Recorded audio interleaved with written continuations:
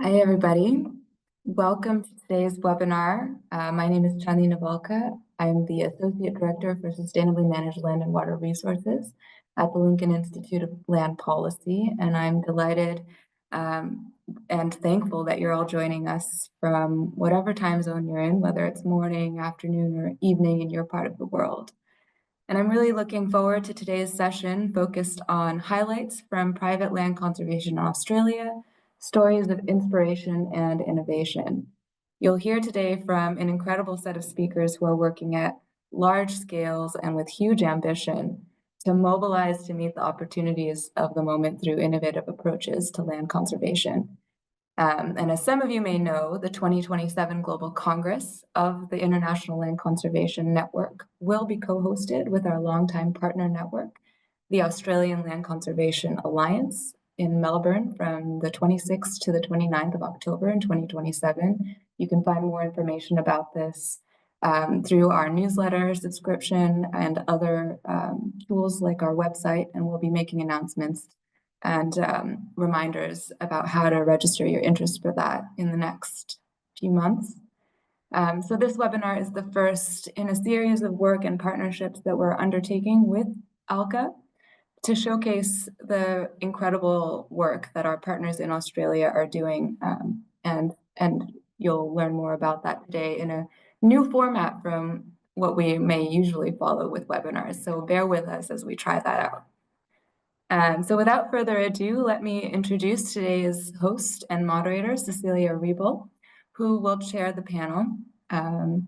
And Cecilia, many of you may already know her from previous webinars that she's co-hosted with us as our ILCN regional representative for Australasia. And she is newly a member of the ALCA team.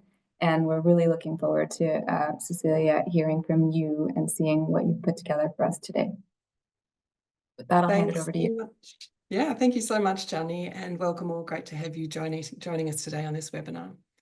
Before we go any further, I would like to acknowledge the traditional custodians from the lands of all of those coming to us today for this webinar, and pay my respects to elders past and present, recognising the role that traditional owners have played in caring for country over millennia, and to extend that respect to all First Peoples joining us here today. For myself, I'm dialing in from the traditional lands of the Kulin Nation in the city of Melbourne in southeastern Australia. I think we'd all agree that we're in challenging times at the geopolitical level all the way through to our ecosystems that we know are struggling under multiple and growing pressures. So today's webinar is all about solutions. Across the last week or so, I've had the pleasure to speak with 3 Australian private land conservation practitioners who are finding these solutions and implementing them at scale. Nigel Sharp is going to talk to us about saving critically endangered species in unexpected landscapes. Ash Knopp is going to talk to us about launching Australia's and one of the world's first voluntary biodiversity credit markets through Wilderlands.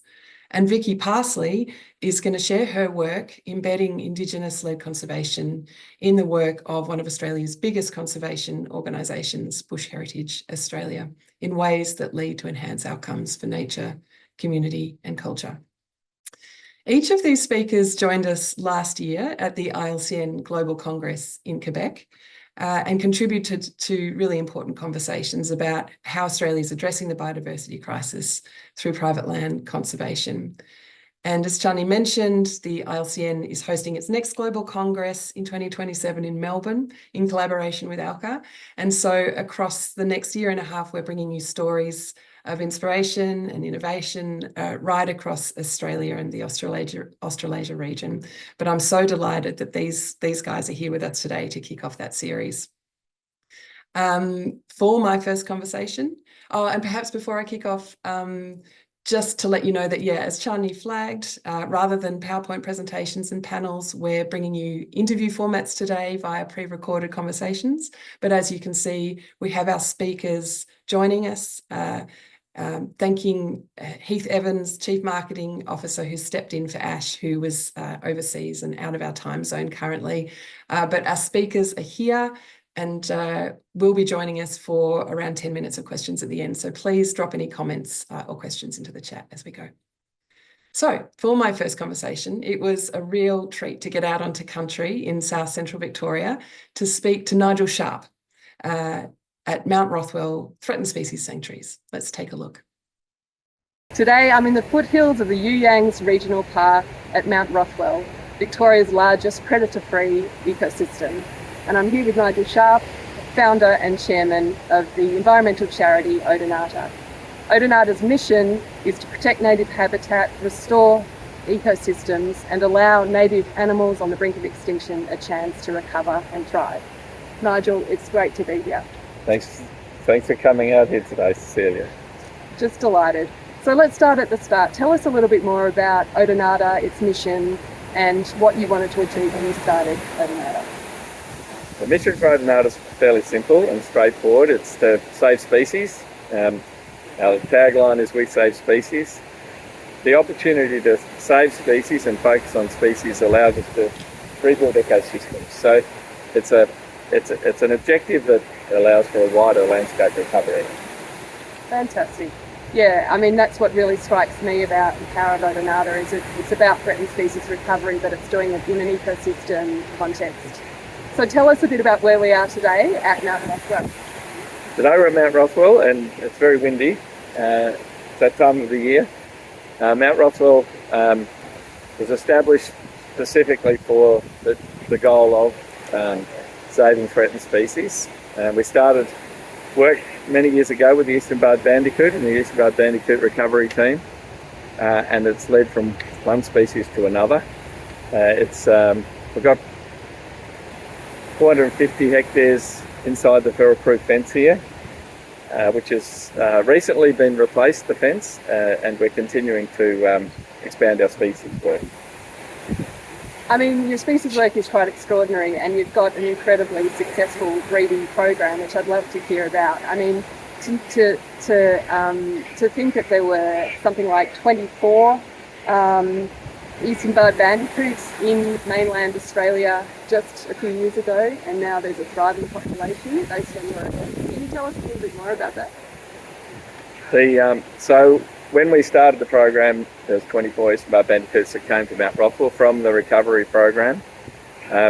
So we are part of the recovery team. Our objective or our role in the recovery team was to get them back into the natural habitat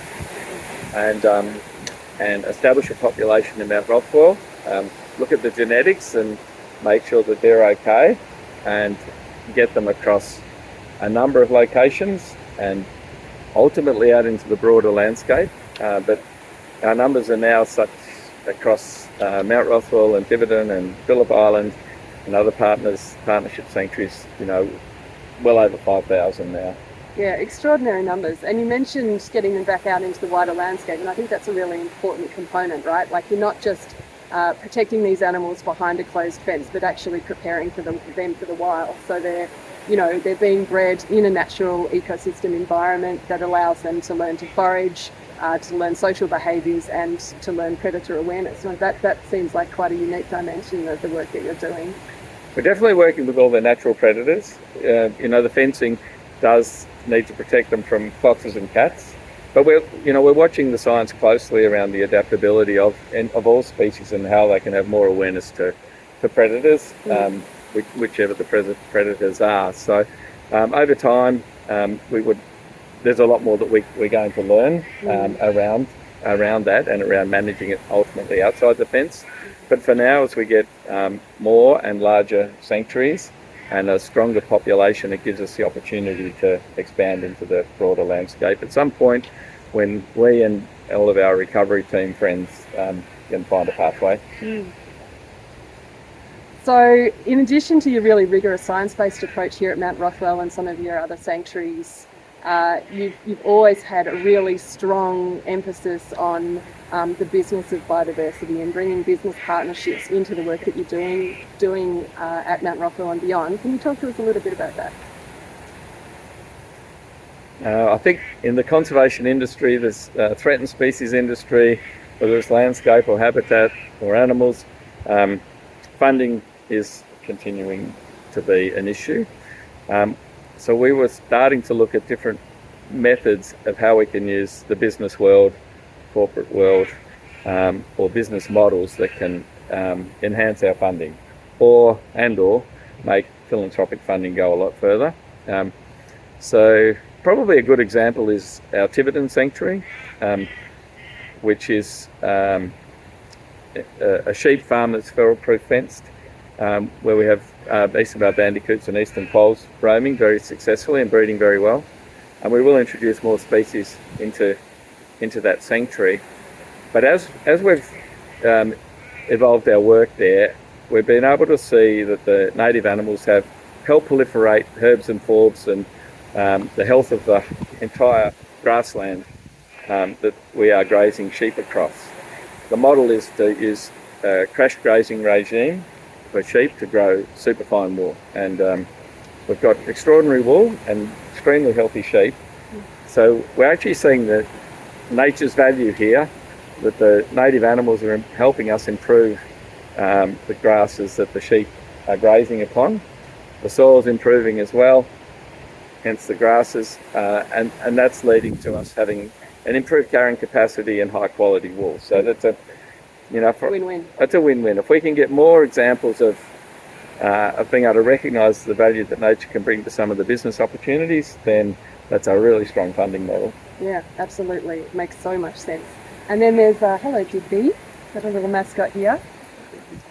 You're also having some exciting conversations, as I understand it, with other sectors, including the renewable sector, who rely on similar infrastructure to the fencing that's required for these types of sanctuaries. Tell us a little bit about the opportunities there. So we are wanting to work with all landholders and see how we can enhance the work that they're doing or the goals that they have, ideally with strong nature positive outcomes. The renewable industry, similar to other private landowners, are ending up managing quite large areas of land. So we've got a really deep engagement happening with a number of organisations on how we can look at biodiversity, enhancing the ecosystem that the renewable industries are working with, be it solar or wind. I think we've got a bit more work to do, but we are starting to see some really interesting outcomes. And the deeper we can take the renewable energy industry into the species and ecosystem focus, I think that'll become another strong financial model to support the work that we're doing. Yeah, the potential there for scale is really exciting. And speaking of scale, what are your reflections on how Odonata's work can be scaled across Australia? How could be translated into global contexts? We've got a global audience with us today. What are your thoughts on how we can scale this model? Well, we're really confident on scaling. We started with the one sanctuary and we've got multiple sanctuaries now. We started purely in a fenced area and we're now working with some farms outside the fence, not necessarily with the most critically endangered species, but looking at definitely the ecosystem recovery and the introduction piece. But like we just spoke about the renewable industry, we're exploring with the agricultural industry in a broad sense as well. The other thing that we're seeing, the need from the whole climate perspective is we need a lot more biodiverse plantings happening across the globe. And in planning biodiverse carbon plantings, to be thinking about the species, whether they be in our local Southern Australia patch or across the globe, it's the thinking that we can bring of the species improvement that comes with the planting and the recovery.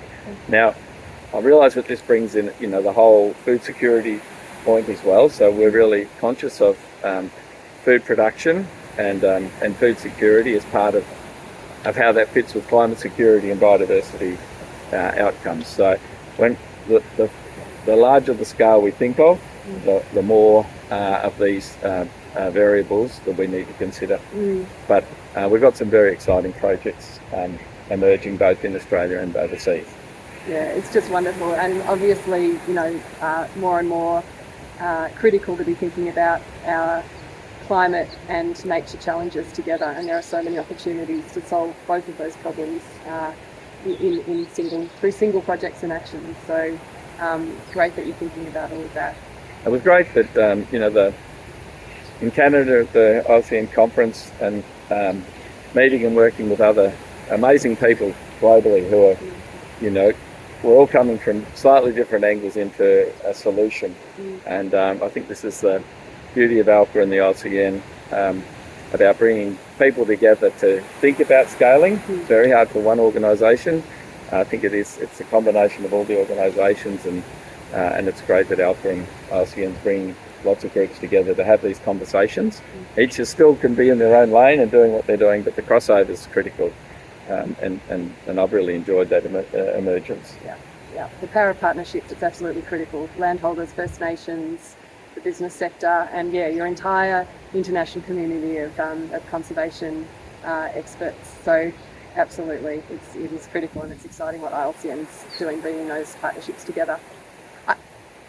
You mentioned the First Nations, and you know, all of our projects we work with the local First Nations groups, but we've got some super exciting projects in Australia, in the Gondwana link in southwest Australia with the Dalarak, where we're involved with land acquisition with them and expanding the areas of management, regenerative farming across biodiverse plantings and reintroduction of threatened species.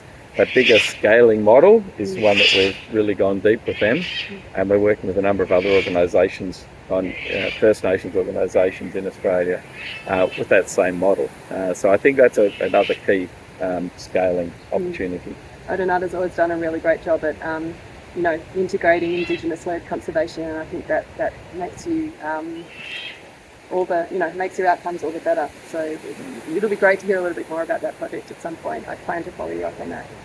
I can't help asking before we wrap up, Nigel, what your thoughts are on de-extinction. We've now got dire wolf pups and the prospect of woolly mammoths and other extinct animals looking to be brought back. Do you think there's a place for this sort of thing in the mix, or is it just a bit of fun, cool science? Good question. My scientific knowledge and experience, that's sort of way above my pay grade to know how the possibilities of that work. But I think, in all seriousness, that we've got a lot of research models now and ways to start experimenting or working through demonstrations of whether those de-extinctions can be valuable to our ecosystems as they stand today. Some of them happened a long time ago, some of them not so long ago. So I think what we've got to do is keep an open mind to everything with what we're battling to recover biodiversity and climate, and maintain all of the other pieces for a thriving human population as well. So always up for the challenge. As long as we don't lose sight of the extinctions we're facing now. Indeed. But absolutely. Well, Nigel, it's been such a pleasure. I think what we're hearing about the work that you do at Odonata is not just really extraordinary science-based protection work, but a way of redefining how we do conservation in Australia through innovative partnerships, through business-based models that are economically feasible and scalable, and through sort of a trusting approach to how you work with your community, both here in Australia and beyond. So it's been such a pleasure chatting with you. Thank you for sharing your knowledge and your amazing work, and can't wait to hear what's next for Odonata. Thanks so much for seeing me. Thanks, Nigel. Thank you.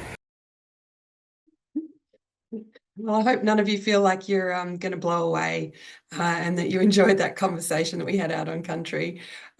There was so much covered in that conversation, and I won't try and recap it all, but really so much exciting work happening at Odonata. Not only do they have an incredibly successful breeding program, but they're bringing that into unexpected landscapes like agriculture and renewable energy, working with traditional custodians and scaling in a range of ways. I know that there's big news in the pipeline that can't be announced yet, but we're very excited that Odonata is going from strength to strength. And I know also that Odonata is really keen to connect with organisations internationally who are working to find shared solutions, particularly in agricultural landscapes.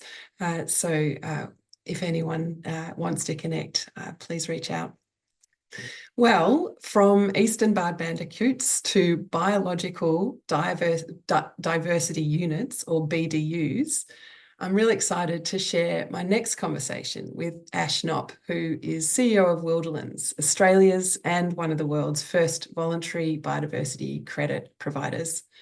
And for those maybe less familiar with voluntary biodiversity credits, they're units that represent positive outcomes for nature. And unlike units of carbon, which are the same wherever they're captured and measured, each unit of biodiversity represents a measurable specific activity or piece of land where biodiversity is being protected or restored. And these guys at Wilderlands are finding really interesting, accessible ways for individuals and businesses to access these these biodiversity units and the solutions that come from them. So let's hear more about what Ash and Wilderlands have been doing in this emerging space.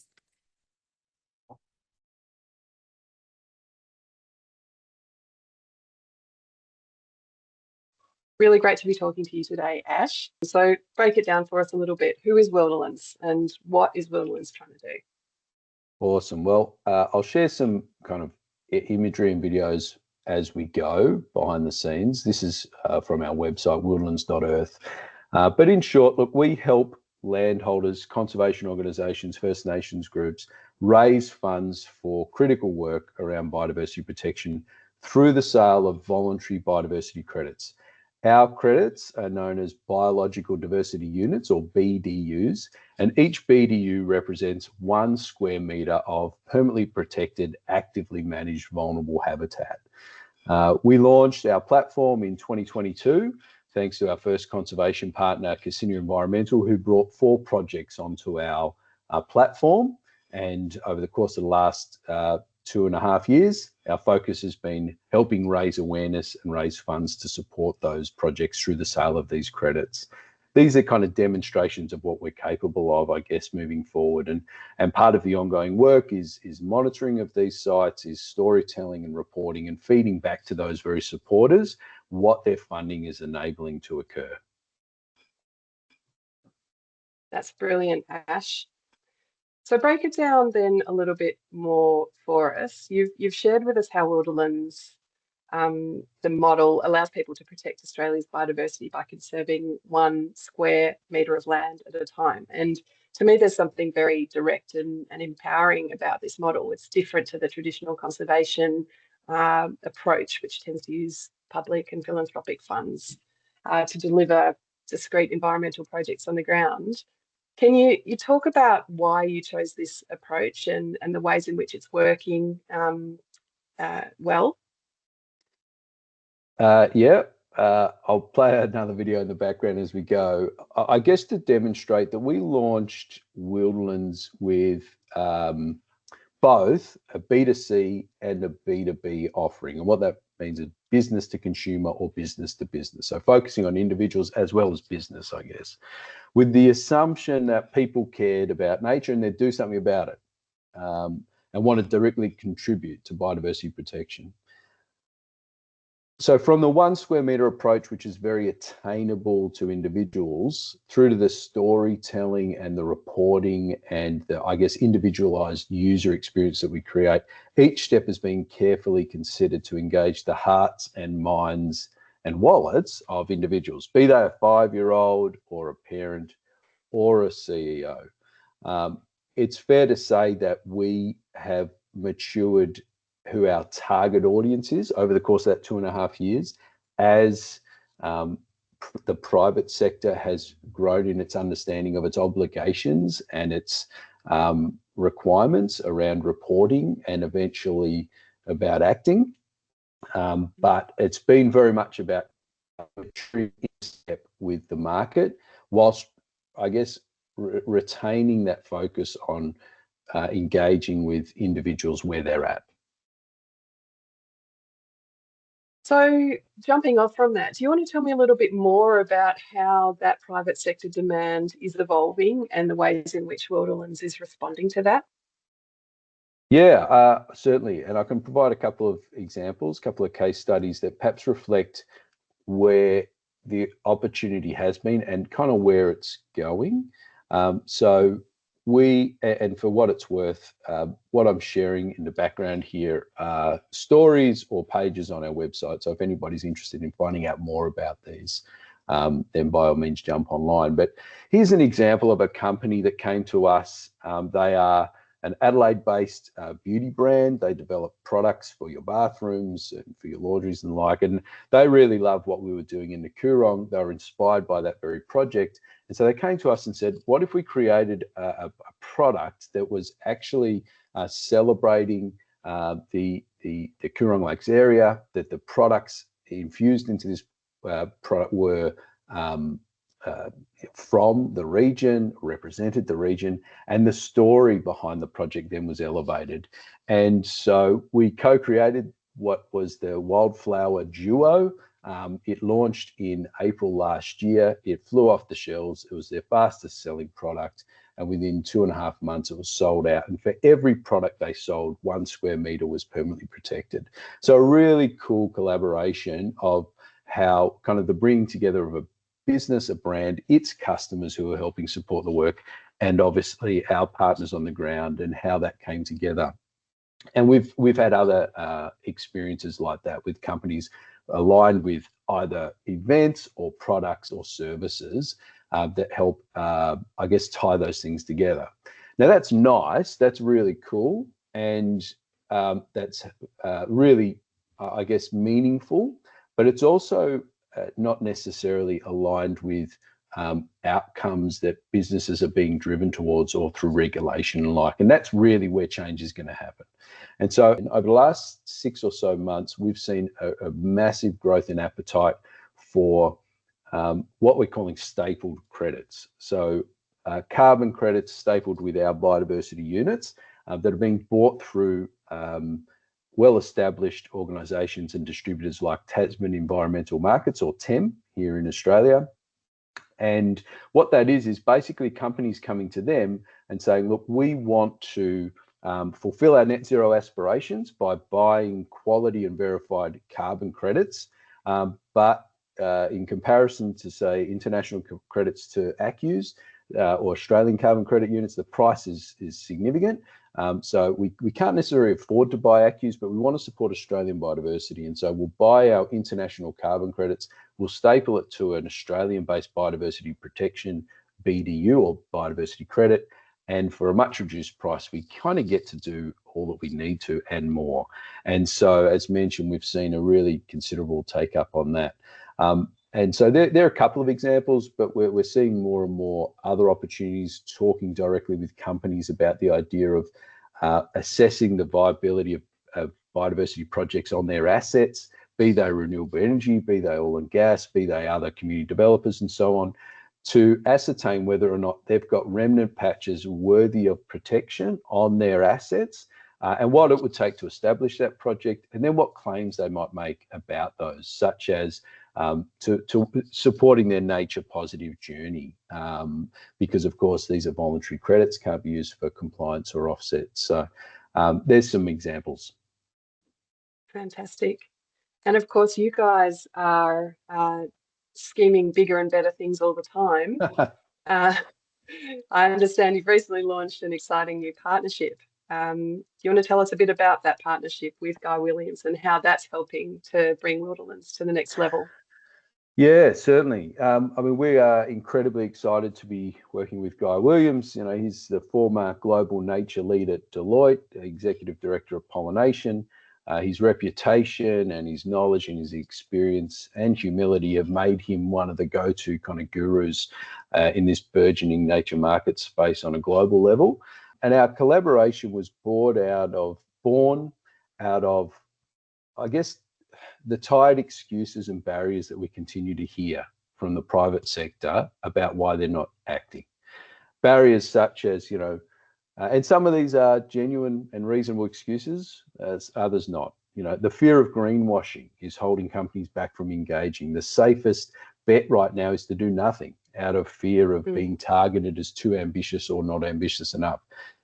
Companies are stuck in the awareness and assessment phase, being celebrated for signing up as TNFD early adopters, but with little imperative to act. And as such, until there is more regulation, or perhaps safe marketplaces like the nature repair market, companies won't act. This is also a symptom of impacts and dependencies on nature being seen more as a risk rather than an opportunity. And so in working with Guy, we've kind of developed this proposition. Imagine if you had access to a portfolio of biodiversity projects designed in partnership with First Nations and local community land stewards that are both credible and locally transformative.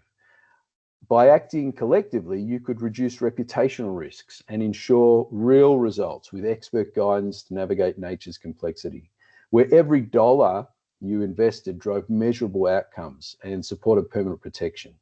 Imagine if investing in nature became an opportunity, unlocking long-term value, mitigating risks, and positioning you in a world-leading environmental market. We believe that this opportunity exists right now. And so we're working with Guy, we're working with our partners on the ground, we're looking to establish portfolios of at-scale projects, and we're looking to develop what we're calling a safe sandbox for companies to step into, to engage with impact directly on the ground, to go on a journey with one another, to learn and to grow, and at the right time to make noise about it. Understanding that different companies are at different levels of maturity and understanding, but frankly, we cannot wait anymore. And the sooner organizations step into this space, the quicker they're going to learn and the quicker they're going to see that these are not just risks, they're genuine opportunities. I love that, Ash. It's really inspiring stuff. A little disheartening, but really resonates that the safest bet currently does feel as though it is to do nothing, but exciting that you're actually providing pathways. Obviously, we need to see regulation as well and leadership in that space so that nature reporting, like climate reporting, is something that becomes mainstream. And of course, in the last 18 or so months, and in response to 30 by 30 here in Australia, we have now got a nature repair market, which is the world's first national voluntary nature credit market. And of course, this is creating a platform or marketplace where individuals and organisations can do nature repair projects and attract investors. So presumably Wilderlands has an important role to play as part of this market as well. We'd like to think so. We certainly welcome the establishment of the nature repair market and celebrate ALCA's involvement and role in helping shape the permanent protection methodology which we align with. I guess for suppliers and buyers to have confidence in any market, there needs to be guardrails and standards and fungibility. And that's what the nature repair market is about. And so as an organisation, that leverages existing government-backed legal mechanisms like conservation covenants and infrastructure like the regulatory market, we're very confident that Wilderlands will be able to play a meaningful role in the nature repair market as it matures. I think we're in a very envious position actually in Australia. Wilderlands has been built off the back of, as I mentioned earlier, existing legislation and infrastructure that's built confidence. And where we've seen other, leading providers of biodiversity credits, such as Terrasos in Colombia, is also on the back of countries with favourable jurisdiction and support. And so that's really critical, but it doesn't exist everywhere. And so what that requires is, a leap of faith from all parties to get involved. The more we can demonstrate companies who are doing it, not just because it's a nice thing to do, but because it's frankly part of day-to-day, it's part of sustainability, it's part of survival, and celebrate those outcomes, the more it's going to lead to others jumping on board and creating this snowball effect.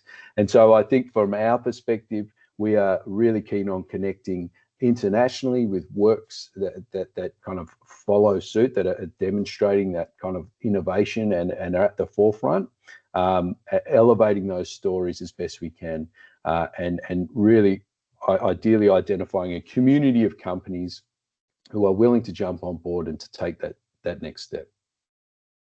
Thanks very much for the conversation, and all the best with what's ahead. Thanks, Ez.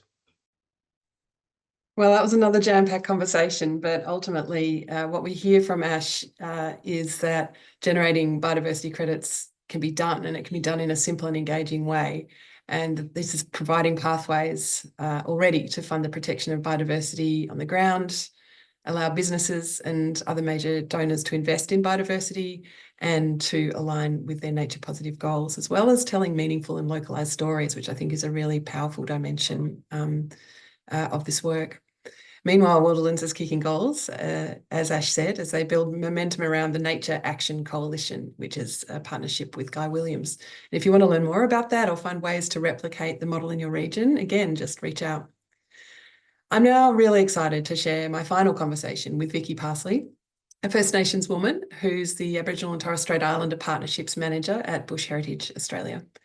Bush Heritage is one of Australia's biggest and oldest private land conservation organisations whose core work is to buy, restore and protect natural landscapes. And in doing their work, they're increasing their impact by prioritising respectful and innovative Aboriginal partnerships. We're going to hear more about this now. Vicky, it's so great to have you here.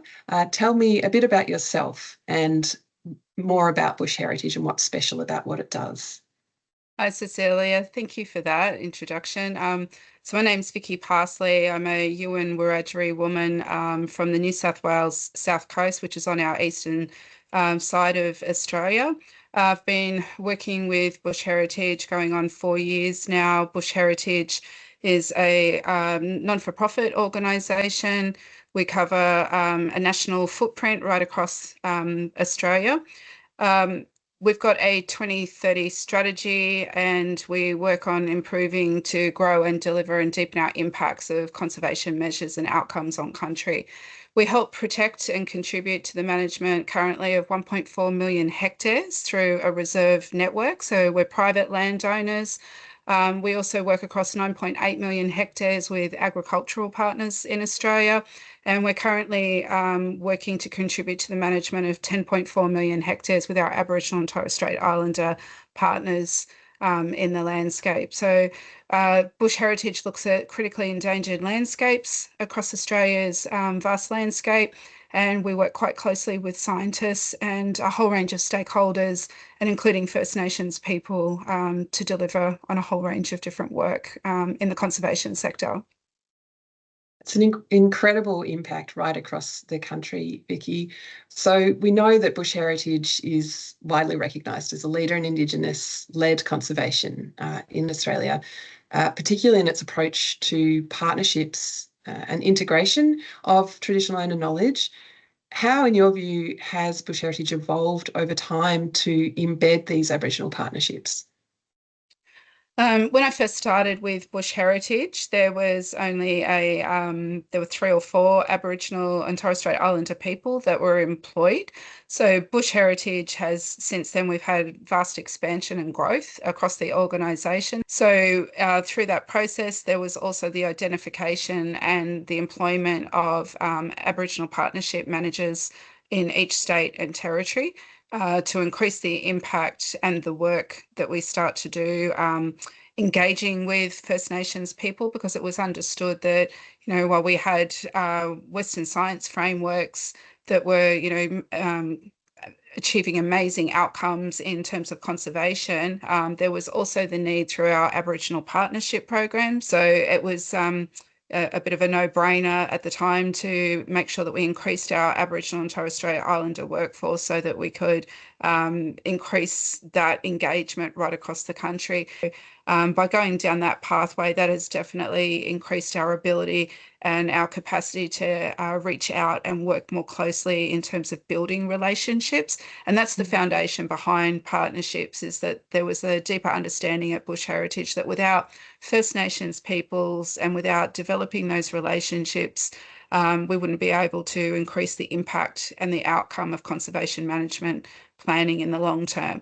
And, you know, First Nations people, through early colonisation processes, were, you know, often removed from these landscapes and haven't been able to access a lot of those lands. So our reserves are quite unique in that we often work very closely right from the commencement of looking at purchasing lands. We will actually talk with First Nations groups, have that conversation at the early stage to see, one, that we're not competing with First Nation groups if they have an interest in purchasing landscapes, but also making sure that, we get their support as well in understanding what the potential opportunities would be if we were to purchase lands, and then work quite closely with them through our Aboriginal Partnership Program outcomes as well. Yeah, it's an incredible approach that sort of has extraordinary depth to it. I love the fact that Bush Heritage is doing that work with traditional custodians, including those, as you say, who may have been removed from country historically, and where they're looking for pathways to return to country and care for country. And the fact that Bush Heritage is investing in that process is really incredible. You've touched a couple of times on the idea of bringing Western science and Aboriginal knowledge together. I think Bush Heritage calls this right way knowledge, the idea that being a science-based conservation organisation is not incompatible with, and in fact benefits from, an approach that takes the best from different knowledge systems. So some of the aspects there include Bush Heritage were quite visionary at the start. And even before my time, there were protocols developed and guidelines for staff to do right way science projects, right way engagement. But the impact of that was actually increased through the employment of having Aboriginal and Torres Strait Islander workers on the ground. Through that process, then we've been able to start implementing and working quite closely with scientists that we work with, and teaching them the skill sets on how to go about actually undertaking some of those right way engagement processes and leading to a right way science project. So if I was to explain it a little bit better, some of that would include, from the start, having the early conversations. It was always important about setting that foundation and a really strong relationship from right at the start. A lot of our traditional custodians were saying, from previous government frameworks and historical traumas that have happened in the past, they're sick of, the consultation and the short-term engagement that would happen in previous times, where groups might come in, want to seek input, advice, information, but then not have any long-term kind of outcomes with that. It was often a bit of a fast-track approach. But at Bush Heritage, they often saw that, they needed to have those deeper, longer-standing relationships, and that's what the engagement process is all about. A lot of our traditional custodians even say that, they don't want to be engaged, they want to be married. It's no different from any relationship that you would have with your family, members or friends, is that, you go through good times and hard times, but it's about continuously working through, having the conversations to make sure that people are feeling that they have informed decision-making processes. So, okay, tell me then, Vicky, how some of this really important work is changing outcomes for conservation on the ground. For example, in New South Wales, we have Tarcutta Hills Reserve. So when I first commenced as an Aboriginal Partnership Manager, I was lucky that with my previous work of being in the conservation sector for nearly 30 years now, that I already had some of the established relationships with the Wiradjuri people. So the Wiradjuri people are the traditional custodians who lived in that landscape of Tarcutta Hills Reserve. So that's in western parts of New South Wales. When I first came along, I was able to have the deeper conversations with some of our traditional custodians and the elders. We brought them in. They were undertaking cultural heritage assessments within our reserve. So cultural heritage assessments meant that they were traversing the land on foot, sometimes, accessing parts of the reserve by car where it was a little bit more remote and difficult for people to get into. We supported that. We have reserve managers on on those areas as well. So there was support from our reserve management staff, our healthy landscape manager who oversees operations and supports the reserves right across New South Wales was involved. We had field staff and also one of our ecologists who worked quite closely on that reserve were all involved in those processes to support the First Nations people, the Wiradjuri people on that landscape. After having conducted the cultural heritage assessments, the conversations came out because they had mapped what their cultural values were, what parts of the landscape were important to them. There were some amazing outcomes in terms of working out where former traditional boundaries had transected through the landscape, understanding cultural objects that they found on the land as well. So we had artifacts scatters and what we call modified trees in Australia, which were all archaeological remains of, former and demonstrated former cultural association with that landscape. So understanding those processes and then talking to them about their totemic species, what their deeper connections were to some of the plants, the animals, the birds that resided there, that gave us a greater understanding then that we could blend and start to bring that information in, talking with our ecologists to some of the conservation management planning projects that they specifically had. Through that, we then had conversations about implementing right way fire. So right way fire was the return of what we call in Australia the cool cultural burning regimes. So in the past, this was a traditional practice by Aboriginal peoples right across the landscape. And by implementing the return of right way fire, it was actually estimated that that hadn't happened in about 180 years in that particular area. So bringing the Wiradjuri people and providing an opportunity for them to come back in was certainly something that was quite high on the list at the time. Cool cultural burning has a number of benefits. It increases the biodiversity on the landscape. It's, as the words describe, it's a cool cultural burn. So the fire behavior is quite low intensity. It moves slowly. It happens in a mosaic approach as well, or pattern. So that actually enables insects, snakes, reptiles, all of those sorts of things to be able to move out of the path of the fire. Even including macropod species in Australia, like our kangaroos and wallabies. It gives them the opportunity to move, and it has a number of benefits, which we're now looking at through working closely with the ecologists to do the long-term ecological monitoring and evaluation of what is actually the outcomes now and the benefits of re-implementing that back into the environment again. So there's been a whole broad range of outcomes that we'll look at returning as a result of that. Yeah, I mean, and at its core, it's an integrated approach, isn't it? That's achieving obvious conservation outcomes, but also through taking the time and bringing the right knowledge onto the ground.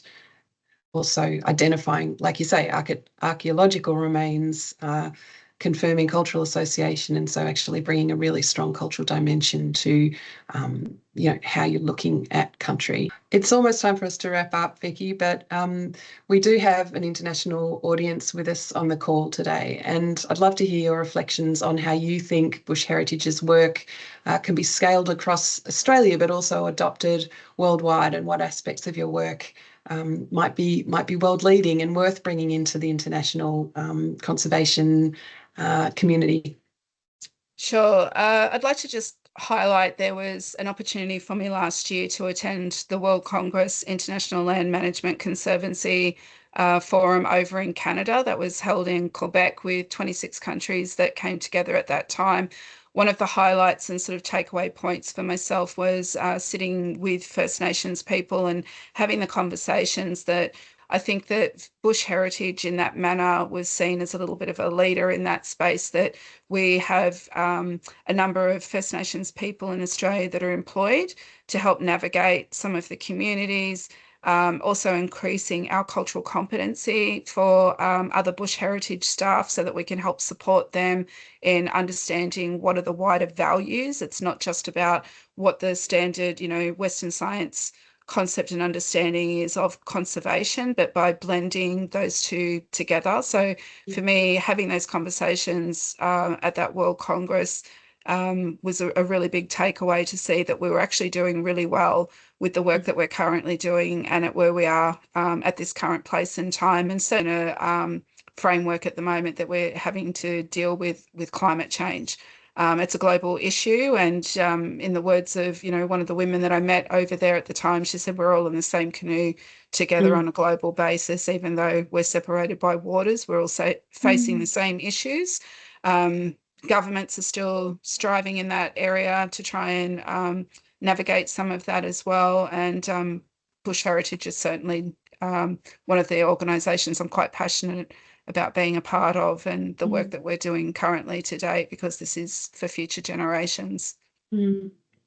Sure is, Vicky. Well, look, you should be proud of the work that Bush Heritage is doing and that you're doing. It's really inspiring to learn about how progressive the organisation's been around building capacity within the organisation, both non-traditional custodians as well as traditional custodians, bringing those voices into the mix to build bridges on country, embedding and normalising the idea of the right way approach, and essentially looking to build relationships across the board and making those stronger and stronger. I love the idea of wanting not just to be engaged, but to be married. I think that that's the perfect spirit in which we should all go forward. So thank you again, Vicky. Really loved chatting with you and looking forward to the Q&A with you shortly. Thank you. Oh, what another fantastic conversation there. We've just got a bit under 10 minutes now for Q&A, and I'd love to encourage everybody to drop a question into the chat and just keep the conversation going with our speakers who've joined us on the line for the last few minutes. I mean, in the meantime, clearly from all of these speakers, what we've heard today is that conservation, particularly on private land, is critical. I think we've just had a great comment about that in the chat. It needs to happen now at scale. And all of our three speakers have shared ways that they're actually harnessing proven solutions and scaling them in inspiring and innovative ways. I wonder whether, unless we have a question, oh yeah, right, we do have a question from Jim Levitt around, this is directed to Nigel. And that is, are you finding that working with wildlife sanctuaries and solar voltaics is bringing a substantial new revenue stream to wildlife projects? Thanks for that question, Jim. Hi, Jim. That's the aim. So we've actually got our first two projects that we're trialling and working on to see how we can interact the ecosystem recovery as part of a solar voltaic, quite a large solar voltaic farm. I think we've probably got a couple of years to see how the results come through and then work with the solar group as to how they get their land management happening. But I do suspect that it'll become a great solution for these types of companies where they're not doing much work with the land that they're setting up upon. So we've signed our first agreement as a trial, and I'll keep you all informed on how we progress there. Thanks, Nigel. I have a question from Anton to Vicky. Vicky, could you give some details about how Bush Heritage works with agricultural operators? You mentioned this at the beginning of the interview. Sure. It's an area that's quite new at the moment, but we have a full-time person who's now been employed to have a look at, agricultural landscapes. We also have farming lease agreements, sometimes that come across, they could be neighbouring properties, landowners, but also sometimes there's those, leases that go over some of the other landscapes that we look at managing, and some of our partnership groups, particularly Aboriginal partnerships in the northern parts of Australia, out west in the top of Queensland. So we navigate and have a whole range of conversations through, opportunities for whether it's rehydration type schemes and projects on those landscapes. There's an assessment of those lands and some of the needs, whether it's, looking at what types of projects could be run from nature repair markets. But it's one of those areas that's a growing concern and area that's been covered and requested more widely at this present time across Australia. So it's fairly new to us, as I mentioned, but an avenue that we're, exploring and looking at revegetation, excuse me, revegetation type projects. So there's all those kind of opportunities that can sort of vary there at this point in time. Thanks. And look, just maybe off the back of that, because I know Nigel talked about food security and food production. Nigel, do you want to comment a bit about that? Because I know that you're seeking to sort of bring those aspects strongly together with conservation in the work you're doing, including internationally. Absolutely. With working particularly with our Tiverton group, we are engaging with some large farms where we look at the overall master planning and how we can restore ecosystem or endemic ecosystem function as part of the farming landscape. As I mentioned in the video, part of that is looking at how we maintain or improve food production at a level of the quantity being produced on those farms concurrently. So a lot of our work of late has been looking at biological farming or regenerative farming, but particularly we've got an innovation which is a liquid biofertilizer where it's 5 years into trials across large-scale grazing, cropping and horticulture, whereby we can restore the soil health and obviously all the insects that thrive from the healthy soil and all the benefits that come from that.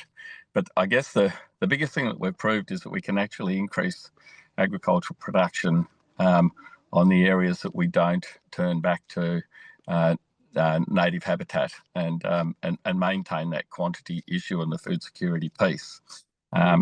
Through that as well, we get greater resilience in the farming productivity because of the greater water holding capacity of the soil. So the deeper we go into this, the more important the whole conservation and food piece combining and working together is the critical piece. So natural systems is probably the banner that we work under.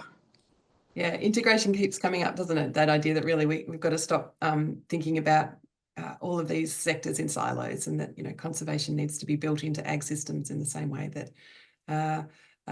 cultural approaches need to be built in as well.